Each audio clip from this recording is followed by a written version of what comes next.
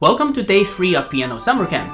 If you have not seen the Day 1 and Day 2 video, it will be linked in the description down below. Now in Day 3, we'll be talking about something very important. We'll learn what is a music staff, we will learn how to read each of those notes and translate that onto our piano. If you're ready, let's dive in. Here we see a music staff. Sometimes you might see some that has only 4 lines, sometimes they have 6 lines or only 1 lines. Those are for different instruments. For piano, we'll use this one that has a total of 5 lines and 4 spaces. Let's look at this really quick. So here we have line 1, 2, 3, 4, and 5 in blue. And then we also have space 1, 2, 3, and 4 in orange. In piano music, we use both hands to play at the same time. So we'll use 2 staff. The top staff here, you will see with a symbol, we call that a treble clef, which is referred to the higher sound. And in the bottom part, we'll see this symbol called the bass clef. It refers to the lower sound. Next to them, you will see a little bracket. It is used to connect those 2 staff together to clearly label out that those are for our piano music. And don't forget, when we're reading, we always want to read both staff at the same time. Otherwise, we may forget to play one of the hand, not both. There are multiple ways to learn how to read the music staff. Let me show you a more traditional way first. Here we see the treble clef notes. We have a lot of quarter notes going in an ascending order, and we also see how they are lined up with those musical alphabets that we have learned earlier. Next, we have those line notes and space notes. Let's look at the line notes first. We use something called the equonyms, which is the first letter of each word to form a sentence. Now in the line notes, if we see in line 1, that one is E. If we have on line 2 is G, line 3 is B, line 4 is D, line 5 is F. The acronym that we can use is Every Grandma Bakes Delicious Food. See how that works? The next one on the space notes is a little bit easier. Instead of using acronyms, by itself from space 1, 2, 3, and 4, F, A, C, and E forms the word face by themselves. Let's put that treble clef in practice now. The next thing we need to discuss first is finding the middle C. What does middle C mean? Middle C is the C that we have in the middle of our piano. Remember how to find C earlier? We find the groups of 2 black keys and 3 white keys. And this would be the C in the middle of the piano. Sometimes it is also referred as C4 because this would be C1, C2, C3, C4.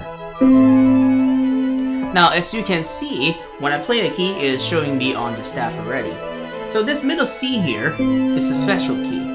It has its own little line in the treble clef. It will also going to be in the bass clef in a moment too.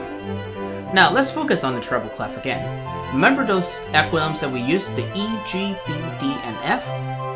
So here is our treble clef line notes, E, G, B, D, and F. Next, we'll look at the space notes. We'll have the F, A, C, and E.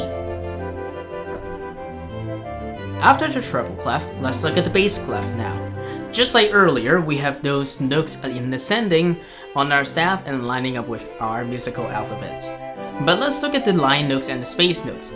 And this time, when we have line number 1 on the bass clef is G, line number 2 is B, line 3 is D, line 4, F, line 5 is A, and the acronym that I like to use is Good Burritos Don't Fall Apart.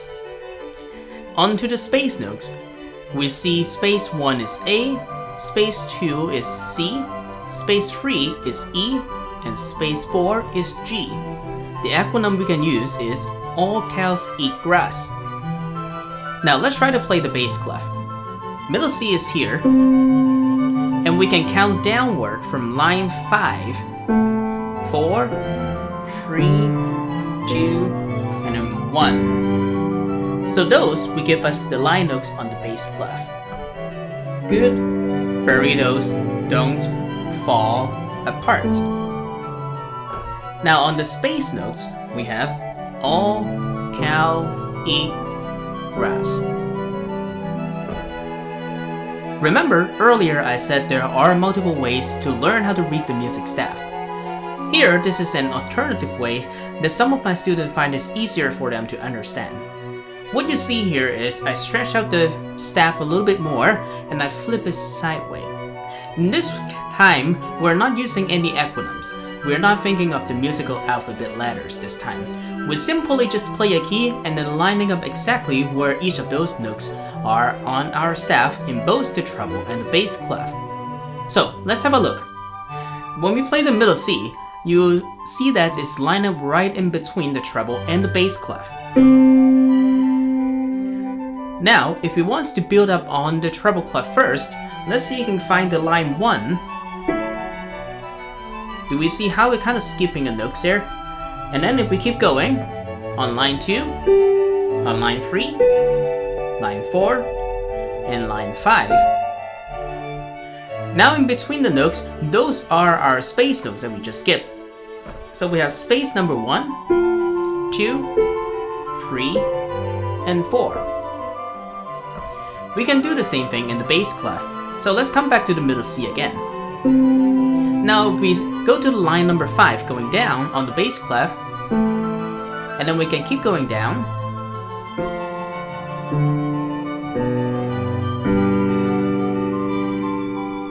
So those will be our line notes on the bass clef. Let's look at those space notes as well.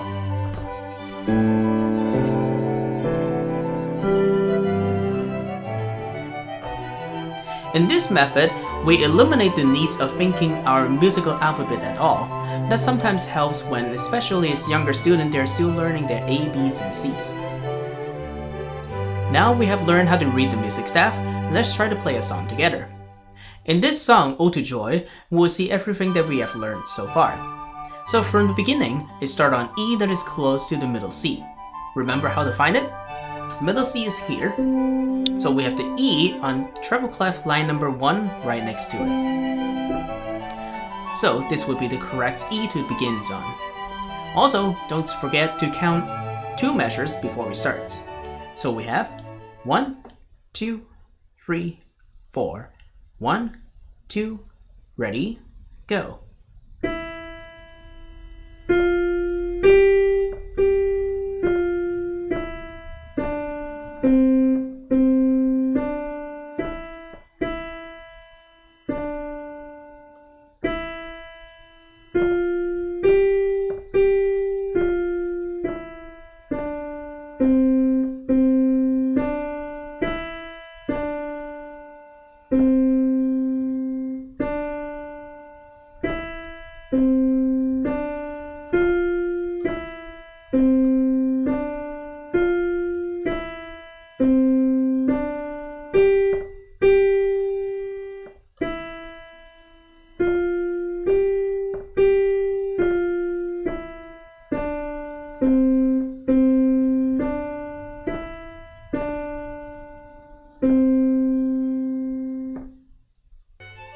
Congratulations! You have just learned how to play the piano from reading sheet music. Of course, there are going to be a lot more to come. Meanwhile, don't forget to hit the like and subscribe button, and I will see you in the next one. Bye bye!